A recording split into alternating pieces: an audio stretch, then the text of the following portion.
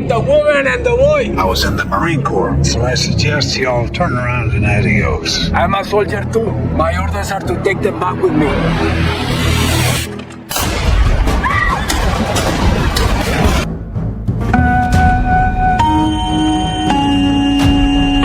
Pintu teater satu susah dibuka.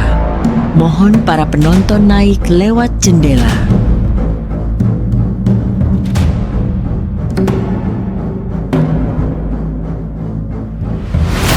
Cerita dimulai di sebuah wilayah pinggiran kota Meksiko, di mana seorang bocah bernama Miguel hidup bersama ibunya, Rosa, dalam rumah kecil yang sederhana.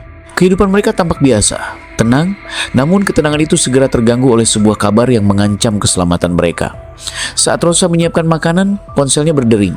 Di ujung telepon terdengar suara Carlos, saudara laki-lakinya yang panik dan terburu-buru. Ia menjelaskan bahwa dirinya sedang diburu oleh kartel narkoba yang terkenal kejam setelah mencuri sejumlah besar uang milik mereka. Dalam kepanikan, Carlos memohon Rosa untuk mengambil uang yang disembunyikannya dan segera membawa Miguel keluar dari Meksiko agar mereka selamat dari kejaran kartel.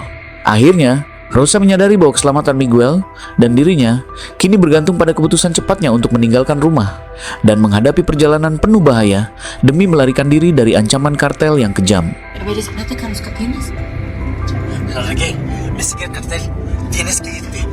No te preocupes por mí.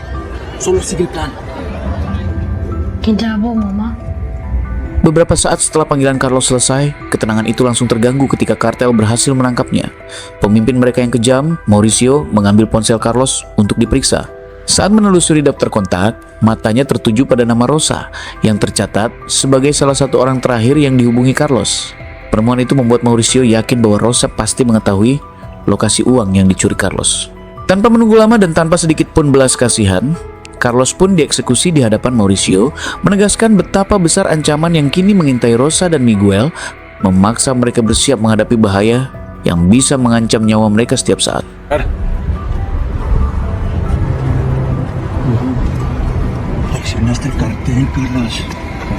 Kisah kemudian beralih ke wilayah perbatasan Arizona yang tandus. Di sana, Jim Henson, seorang mantan marinir, menjalani hari-harinya seorang diri di sebuah peternakan terpencil yang berbatasan langsung dengan Meksiko. Rutinitasnya sederhana, merawat ternak, menjaga lahannya, dan mengawasi setiap aktivitas mencurigakan di sekitar perbatasan. Setiap pelanggaran yang ia temui, selalu ia laporkan kepada petugas patroli setempat. Di tengah panasnya terik matahari, Jim memperhatikan sekelompok orang yang mencoba menyelinap melintasi gurun. Rasa penasaran membuatnya mengikuti dari jarak aman, hingga ia menyadari seorang pria tertinggal karena cedera kaki parah, sementara yang lain tak mampu menolongnya dan terpaksa meninggalkannya. Jim segera melaporkan lokasi pria itu kepada pihak berwenang, lalu kembali ke peternakannya, meninggalkan gurun yang panas dan sepi dengan kesadaran akan tanggung jawabnya. Easy. Handsome here. Better send a medic out. Found one left behind.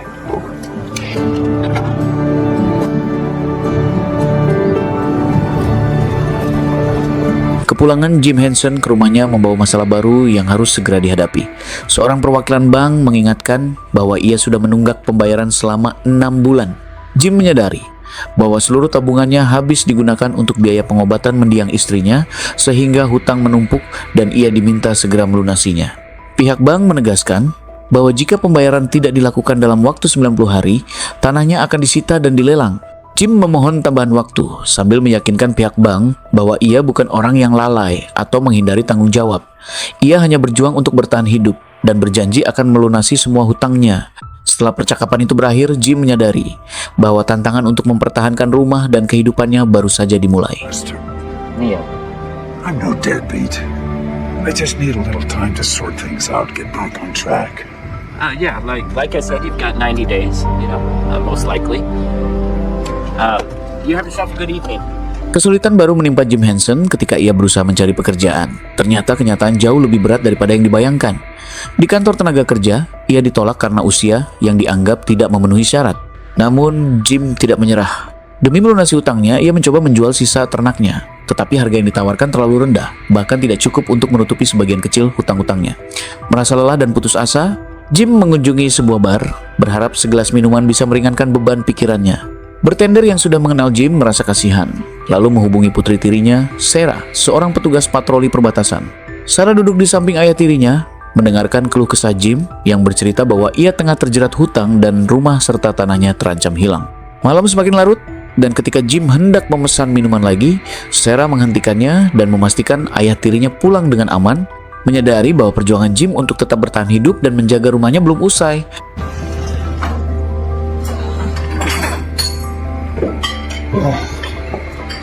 Leave it, Sarah. Just leave it. Dalam pelarian yang menegangkan, Rosa dan Miguel terus berlari, melarikan diri dari kejaran kartel melewati pedesaan yang sepi dan gersang.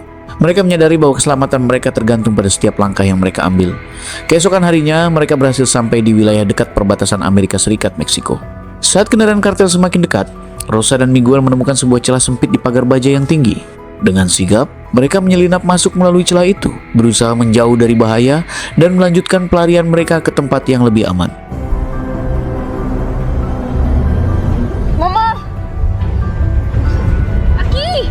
Pada saat yang bersamaan, Jim Henson yang kebetulan berada di sekitar kaget melihat seorang wanita dan seorang bocah laki-laki berusaha melewati celah pagar. Rosa seketika cemas saat menyadari bahwa mereka telah terlihat. Rosa dengan nada putus asa memohon agar Jim tidak memberitahu petugas perbatasan tentang keberadaan mereka. Hello, lady. Border Patrol will help you out. Listen, get you to a doctor. Please, sir, no. It's bad. Tak disangka, sebelum panggilan itu berakhir, Mauricio dan anak buahnya sudah sampai di lokasi.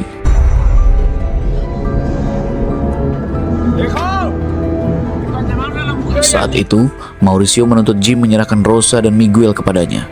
Namun, melihat senjata yang dibawa mereka, Jim segera menyadari satu hal. Menyerahkan keduanya sama saja mengirim mereka menuju maut.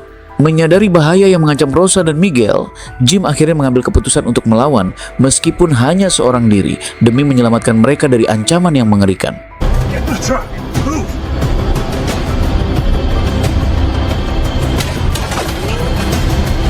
Dengan cepat, Jim menembak salah satu penyerang, kemudian melaju membawa Rosa dan Miguel menjauh dari bahaya. Di belakang, Mauricio dan anak buahnya berusaha mengejar truk itu dengan segala cara.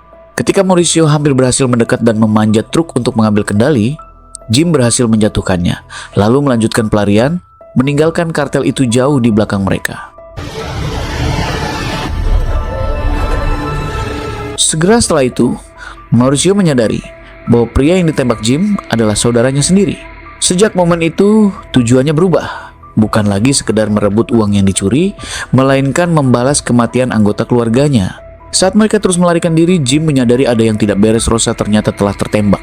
Luka parah membuat napasnya tersengal dan suaranya melemah. Dengan sisa tenaganya, Rosa menyerahkan secari kertas berisi catatan serta sebuah gaun milik kerabatnya, memohon agar Jim membawa Miguel ke tempat tersebut dan memastikan bocah itu aman dari kartel. Setelah menyampaikan pesan terakhirnya, Rosa menghembuskan napas terakhirnya.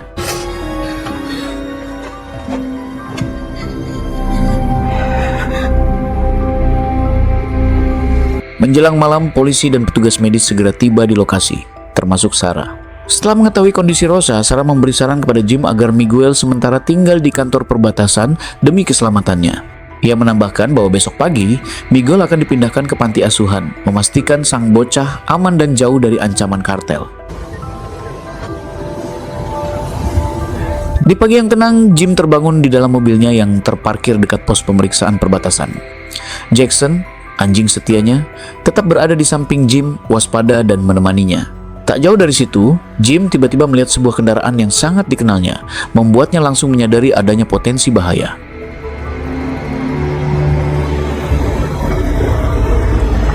Jim menyadari kendaraan itu sama dengan yang digunakan kartel sehari sebelumnya.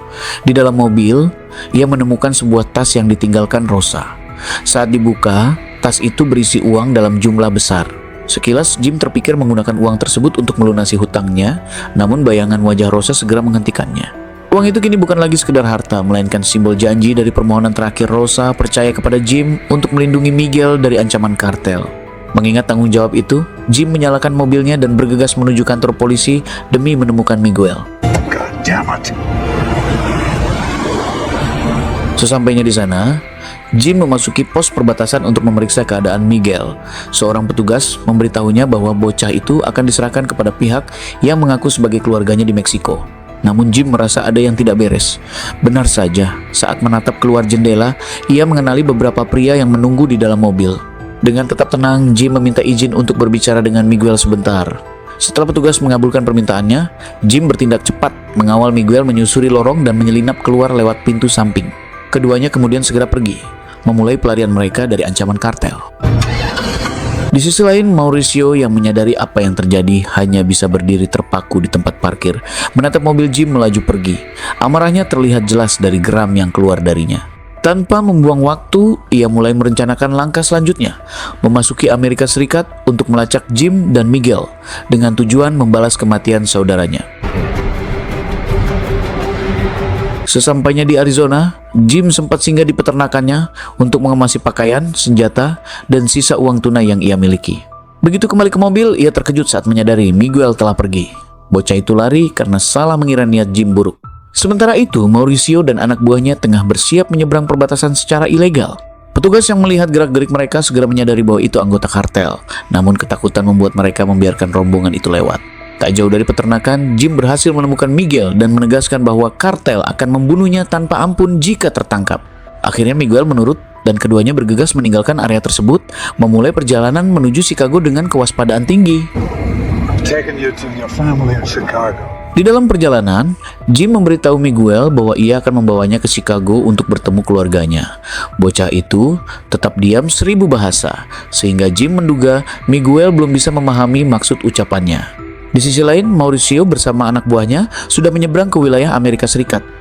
Mereka langsung menuju rumah Jim, menelusuri setiap ruangan dengan cermat. Di salah satu meja, Mauricio menemukan dokumen lama dan sebuah lencana marinir usang, mengungkap fakta bahwa Jim bukan hanya peternak, tetapi mantan marinir yang terlatih dalam strategi perang dan bertahan hidup. Setelah menyimpan lencana itu, Mauricio memerintahkan anak buahnya untuk membakar rumah tersebut. Di tempat lain, Jim berhenti di sebuah pom bensin untuk mengisi bahan bakar. Ia juga membeli sebuah peta agar perjalanan menuju Chicago lebih terarah. Tanpa disadari, Mauricio berusaha memanfaatkan kartu kredit Jim untuk melacak keberadaan mereka, bekerja sama dengan jaringan kartel yang sudah menyebar di Amerika Serikat. Di pom bensin itu juga, Jim memutuskan untuk menelepon Sarah. Dari sanalah ia menerima kabar buruk bahwa peternakannya telah dibakar habis oleh para kartel. We send agents up to your house. It was burned to the ground. Frustrasi dengan situasi yang terus mengancam, Jim mengekspresikan amarahnya di dalam mobil. Di tengah kemarahannya, Miguel tetap tenang dan menjawab perkataan Jim menggunakan bahasa Inggris. Reaksi itu membuat Jim tercengang. Ia baru menyadari bahwa sejak awal Miguel sebenarnya sudah memahami semua yang ia ucapkan. I didn't want to be in your stupid country. Setelah Jim meninggalkan pom bensin, jejak kartu kredit yang ia gunakan ternyata dimanfaatkan oleh Mauricio melalui jaringan kartel kenalannya di Amerika Serikat untuk melacak keberadaan mereka. Tanpa menunda, Mauricio segera bergerak bersama anak buahnya menuju lokasi yang baru saja dikunjungi Jim. Setibanya di sana, ia langsung menghampiri kasir dan dengan tenang menanyakan keberadaan pelanggan yang baru saja berbelanja, mendeskripsikan ciri-cirinya sambil mendesak agar diberitahu kemana Jim pergi. Ketika kasir menolak memberikan informasi dengan alasan privasi, Mauricio kehilangan kesabaran.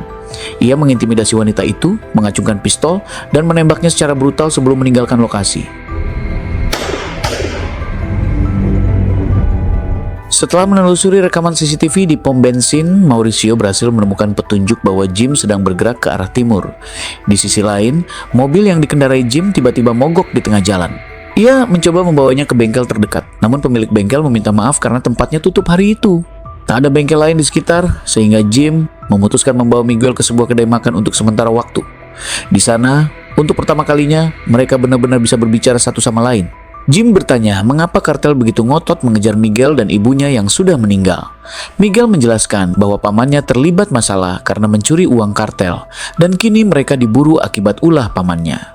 Ketika Jim menanyakan tentang ayahnya, Miguel dengan tenang mengatakan bahwa sang ayah sudah meninggal sebelum ia lahir. Menjelang malam, Jim menemukan penginapan terdekat, tetapi karena kondisi terbatas, mereka terpaksa menghabiskan malam tidur di dalam mobil. Jim, Di keesokan paginya, Jim terbangun dan langsung kaget saat mendapati Miguel tidak berada di dalam mobil. Bahkan Jackson, anjing setianya, ikut menghilang. Rasa panik Jim segera mereda ketika Miguel kembali bersama Jackson. Ternyata bocah itu sempat pergi sebentar untuk membeli beberapa makanan. Setelah memastikan semuanya aman, Jim memperbaiki mobilnya dan mereka melanjutkan perjalanan dengan hati lebih tenang. I'd get the whole thing replaced when you get back home, wherever home is. Setelah memastikan Miguel dan Jackson aman, Jim kembali menyalakan mobilnya, berbekal peta yang dibelinya untuk menuntun mereka menuju Chicago.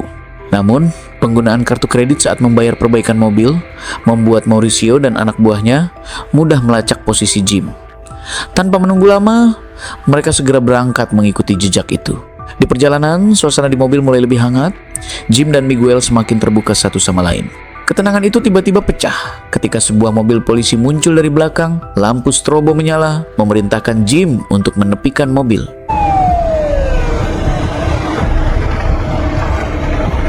Begitu mobil mereka dihentikan, petugas polisi menghampiri Jim, meminta identitasnya, dan menanyakan senjata api yang dibawanya.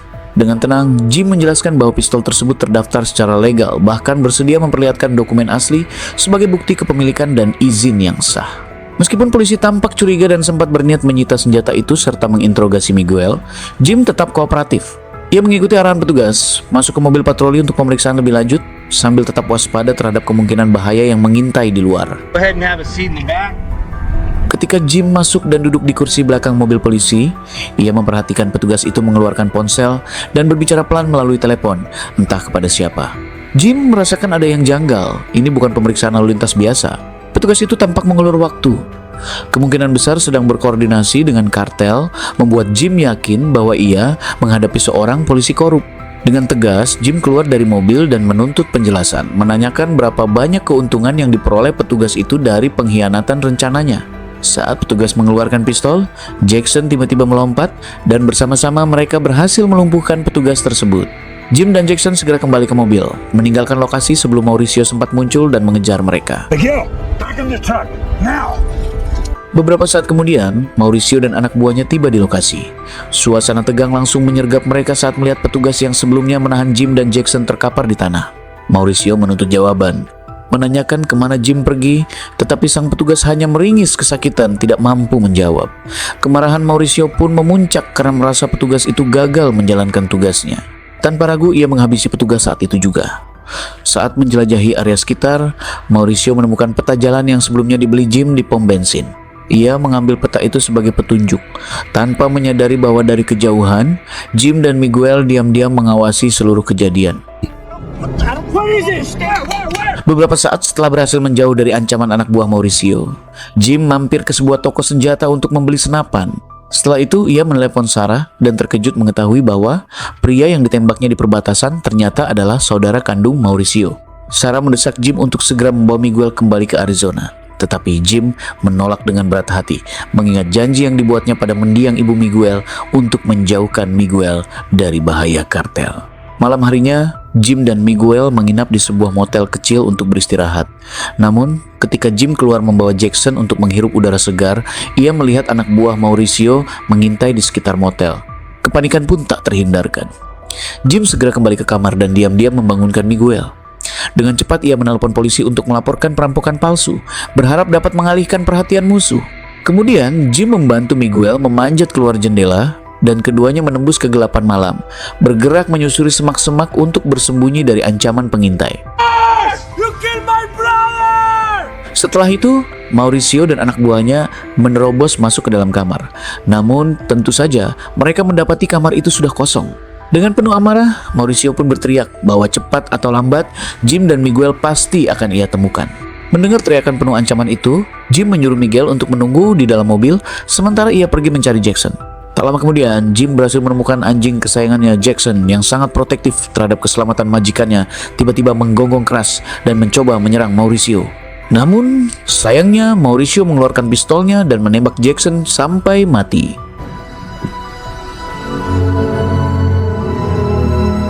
Keesokan harinya, Jim dan Miguel dengan berat hati mengubur Jackson di sekitar halaman motel, lalu menandai kuburannya dengan beberapa batu alam sebagai penghormatan terakhir. Ketegangan pun muncul ketika Miguel mengetahui bahwa Jim menyimpan uang di dalam mobil.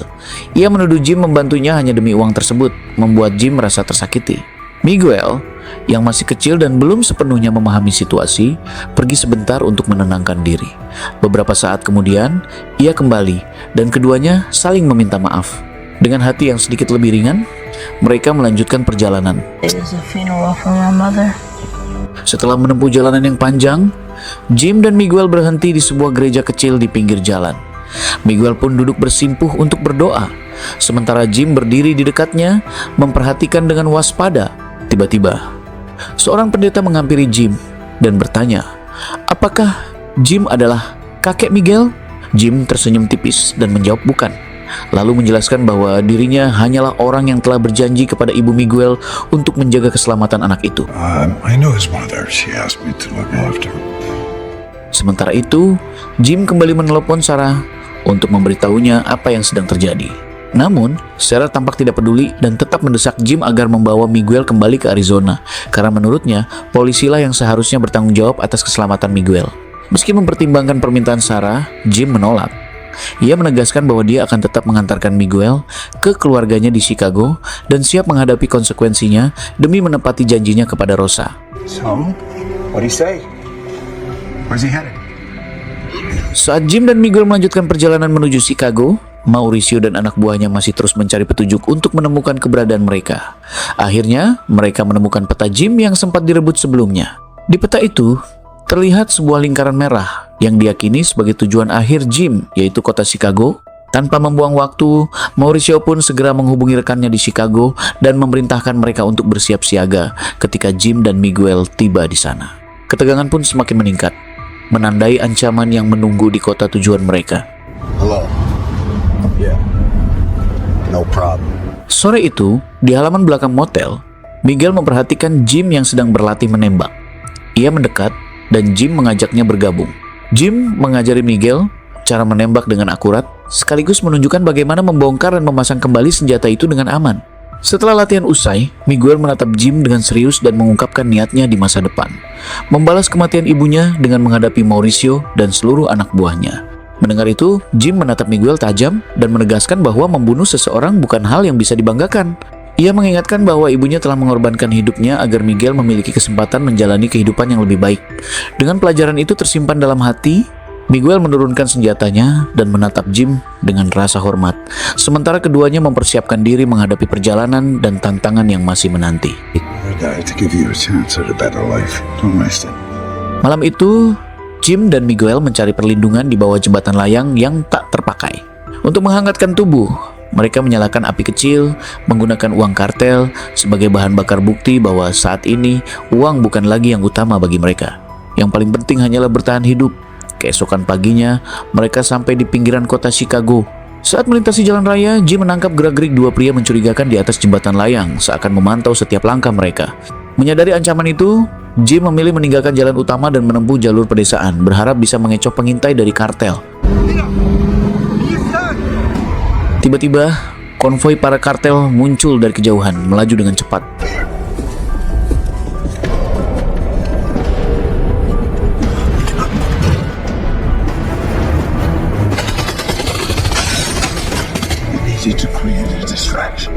Tak lama kemudian, Mauricio mengambil keputusan berani untuk menerobos masuk ke gudang dan berhasil menangkap Miguel. Ia menodongkan pistol ke kepala anak itu, lalu memerintahkan Jim agar meletakkan senjatanya demi keselamatan Miguel.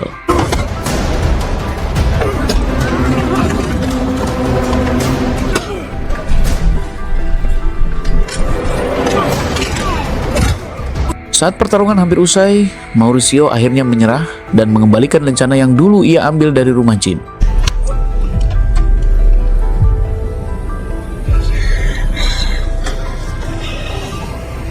Jim kemudian memberi Mauricio sebuah pilihan.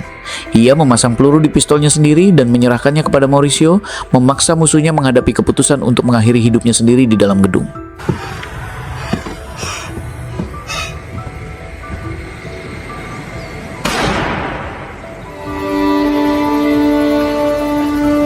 Beberapa saat kemudian, mereka sampai di alamat yang tertera pada secari kertas pemberian Rosa. Ketika Miguel mengetuk pintu, bibi dan neneknya menyambut dengan rasa haru yang mendalam. Saat Miguel menoleh untuk mengucapkan selamat tinggal kepada Jim, ia menyadari bahwa Jim sudah tidak ada di sana. Di akhir film, Jim menaiki bus untuk pulang. Ia duduk di dekat jendela, memegangi lukanya, menarik napas panjang, dan menutup matanya. Untuk pertama kalinya, ketenangan menyelimuti dirinya, damai, tentram, dan penuh rasa lega. Semua itu lahir dari perjuangan dan janji yang ia tepati untuk seseorang yang bahkan belum pernah ia kenal.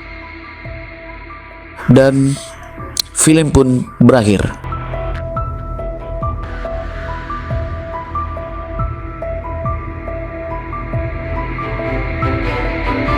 Demikianlah rangkaian alur cerita film The Marksman 2021, sebuah kisah penuh ketegangan dan aksi yang mengikuti perjalanan Jim Henson, seorang mantan marinir, dalam melindungi Miguel, seorang bocah yang menjadi target kartel berbahaya, dari ancaman mematikan saat mereka menyeberangi perbatasan. Semoga rangkuman dari kembang sarjana film ini dapat menambah wawasan sekaligus menemani waktu santai kalian. Kami menyadari bahwa penyampaian alur cerita mungkin masih terdapat kekurangan, baik dari segi detail adegan maupun penuturan. Oleh karena itu, kritik dan saran sangat kami hargai untuk perbaikan berikutnya. Terima kasih telah menonton dan terus mendukung Kembang Sarjana Film. Sampai jumpa di pembahasan film menarik berikutnya. Bye-bye.